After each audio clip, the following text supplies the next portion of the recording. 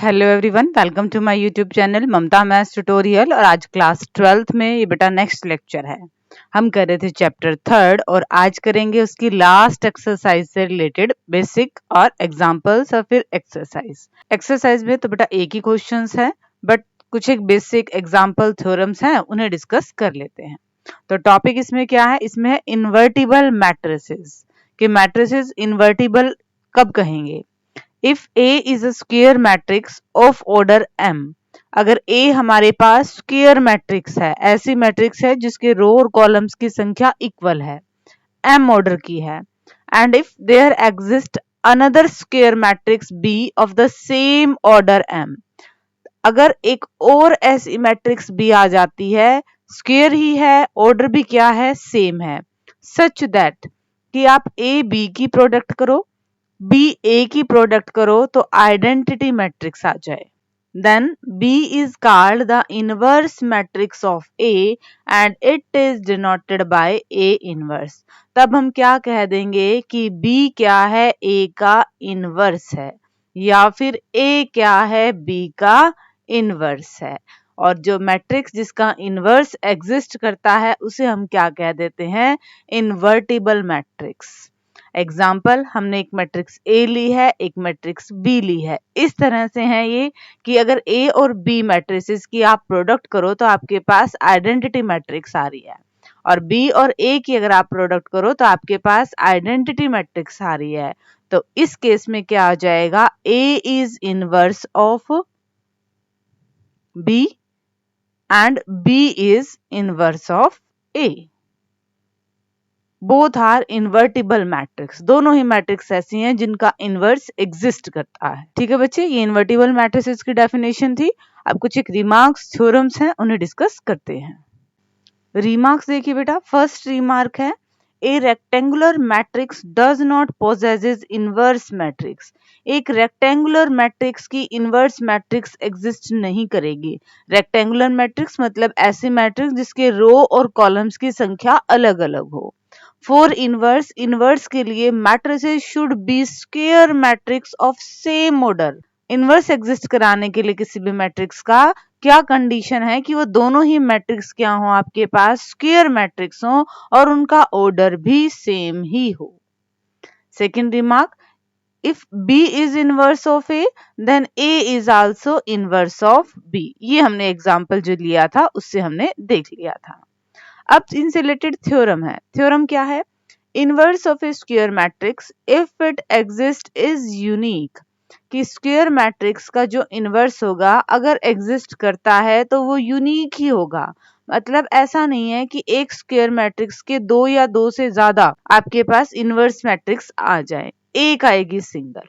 ठीक है, तो देखिए बेटा इसका प्रूफ हम कैसे करेंगे। Proof, let A be a square matrix of order m। हमने स्क्वायर मैट्रिक्स ले ली ऑर्डर m की, क्योंकि हम बात कर रहे थे कि इनवर्स यूनिक एक ही होगा, तो हम उल्टा मान लेते हैं कि इस a के दो इनवर्स एग्जिस्ट करते हैं। If possible let b and c be two inverse of a। फिर हमने क्या दिखाना है कि ये दोनों अलग अलग नहीं है, ये दोनों एक ही हैं। हम इस चीज को प्रूव कर देंगे तो हमें पता चल जाएगा कि मैट्रिक्स का इनवर्स यूनिक होगा। अब देखिए B हमें क्या दे रखा है? A का इनवर्स दे रखा है। तो हमने डेफिनेशन में क्या पढ़ा था? आप A और B की प्रोडक्ट करो, B और A की प्रोडक्ट करो तो वो किसके बराबर हो? आइडेंटिटी मैट्रिक्स के बराबर हो। अब हम कह रहे थे कि C भी इनवर्स है A का, तो C और A की प्रोडक्ट करो, A और C की प्रोडक्ट करो, वो भी किसके बराबर आए? आइडेंटिटी मैट्रिक्स के बराबर आएंगे। ठीक है, हमें क्या दिखाना था? B C के बराबर है, तो B मैट्रिक्स को हम लिख सकते हैं B इंटू आइडेंटिटी मैट्रिक्स। ये तो सेम ही रहना है। अब I की वैल्यू रखो, I की वैल्यू हम यहां से रखते हैं क्योंकि हमें घूम फिर के कहां जाना है? C पे जाना है। B, I की जगह हमने रख दिया AC। अब मैट्रिक्स की प्रोडक्ट हमारे पास एसोसिएटिव होती है, तो हम इसको ऐसे लिख सकते हैं BA इंटू में C, और BA की वैल्यू क्या है हमारे पास? I, और आइडेंटिटी मैट्रिक्स से इसको मल्टीप्लाई करेंगे तो क्या आएगा? C। यानी कि हमारी जो मैट्रिक्स B है वो कुछ और नहीं है, वो C ही है। यानी कि ये दोनों क्या है? सेम है। यानी कि इनवर्स जो एग्जिस्ट कर रहे थे वो अलग अलग नहीं है।